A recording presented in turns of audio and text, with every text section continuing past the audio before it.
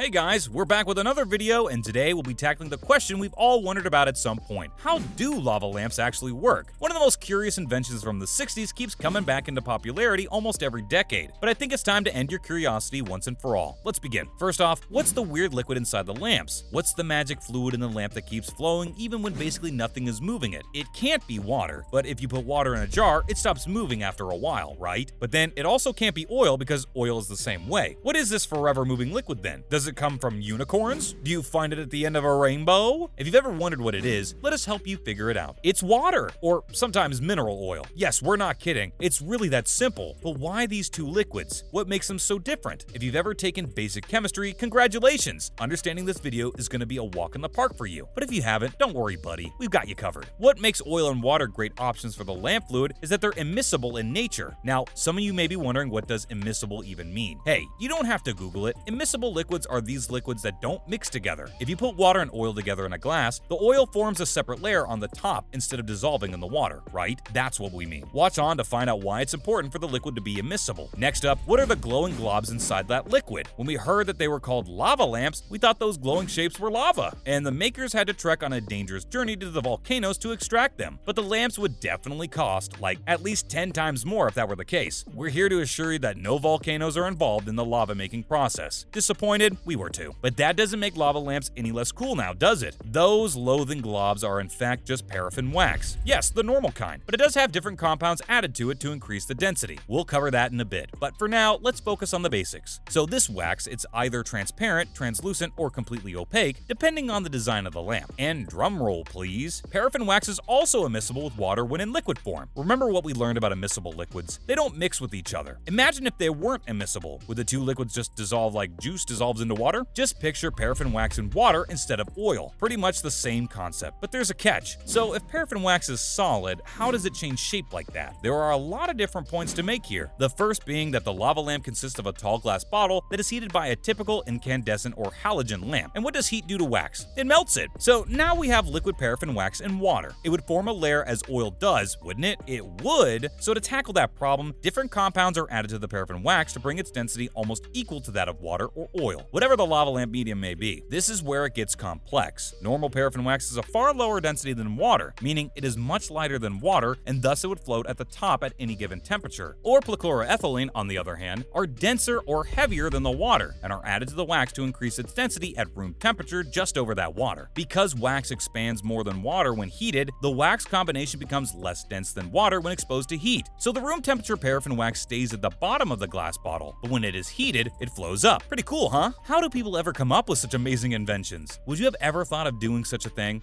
We surely haven't. Anyway, so yes, we've solved the problem of wax sitting on the top of the water. But now what? Shouldn't the wax stay at the top of the water when heated? We're technically back to square one. At least that's what should happen. But if you stared at the glowing lava lamp wondering if you're trippy, you'll know that that's not the case. But then, how does the lamp flow? Yeah, asking the real questions here. How does the wax not just sit on top? And how do those globs swim around like they own the place? Keeping the earlier concepts in mind, let us introduce another concept to you. The lava lamps are designed in a way that they are warm at the bottom where the heat source is, and cool at the top. Ever touch the top of the glass bottle? If you haven't, let us tell you, it's cool to the touch. And it's not as much for safety reasons as it's for functionality purposes. This piece of information is the answer to all your questions, guys. So listen closely because we're about to blow your minds. Remember what we told you about paraffin wax expanding more than water when heated? That means it's lighter than water when heated, but denser at room temperature. Now you see, when the lamp is turned off, the wax sits at the bottom of the glass bottle. When you turn the lamp on, the bottom of the glass bottle heats up, making the paraffin expand and become lighter than water. And we all know what that leads to. Yes, it swims to the top and floats, but the glass bottle is cool at the top, remember? So the paraffin cools down and becomes denser than water again. And what happens then? It sinks, but the bottle is hot at the bottom, so it expands and loses weight again. Okay, it doesn't lose weight, but it becomes lighter than water and goes back to the top. This is a never-ending loop that continues as long as you keep the lamp on. But when you turn it off, the bottom stops heating up, and the wax eventually sinks to the bottom like a sad kid whose mother told him party time is over. As for why there are so many different shapes that wax takes up, it's pretty simple. Different parts of the wax heat up and expand at different times, depending on the amount of heat they're being exposed to. So the ones that expand farther swim upwards faster, and the parts that expand slower follow after a little while, thus forming weirdly shaped globs that everyone is so fascinated by. What gives the lamps their color? This is the least technical part of the lamp actually, and the answer is dyes. We have a confession to make. When we said that the fluid in the lamp is simply water at the beginning of the video, we lied. It's a mixture of distilled water, pure salt, ethylene glycol, also known as antifreeze, and dyes. The antifreeze ensures that in cold weather, the lamp doesn't become an ice cube, while the dyes, well, we all know what those do. But it really is that simple. The fluid is colored, and when the light on the lamp turns on, it reflects from the wax mixture, making it appear to glow. Also, let us introduce you to new kinds of lava lamps. Lava lamps, also called liquid motion lamps, are being improved all the time. Newer versions of these lamps have recently come out that use ferrofluid instead of paraffin wax. Why was this invention made? To make lava lamps even cooler than they are, obviously. A ferrofluid is a fluid that is attracted to a magnet's poles. It's a colloidal liquid composed of nanoscale ferromagnetic or ferrimagnetic particles embedded in a carrier liquid. Too sciencey? Sorry. You don't need to get into the details. But basically, these lamps are user interactive. How? Well, since the liquid is attracted to magnets, moving a magnet along the outside of the lamp's glass bottle attracts and repels the ferrofluid, allowing us to make fun shapes or make the fluid bounce around in the bottle. It's super cool and it allows us to control the shape of the globs in some way. The rest of the mechanism works pretty much the same way as normal paraffin wax lava lamps do. And lastly, why are they called lava lamps if they aren't made of lava? Ladies and gentlemen, it's called a marketing tactic. Yeah, sorry to disappoint you, but lava lamps share nothing with actual lava besides the name. Okay, maybe the globs glow in a similar way to lava, but really, there's no secret volcanic ingredient in there, so you can stop being curious now. And that's a wrap for this video. Did you learn any new science terms today? What was the most surprising part of the video for you? Let us know in the comments below. Make sure to give this video a thumbs up and subscribe to our channel for more videos like this. See you in the next one!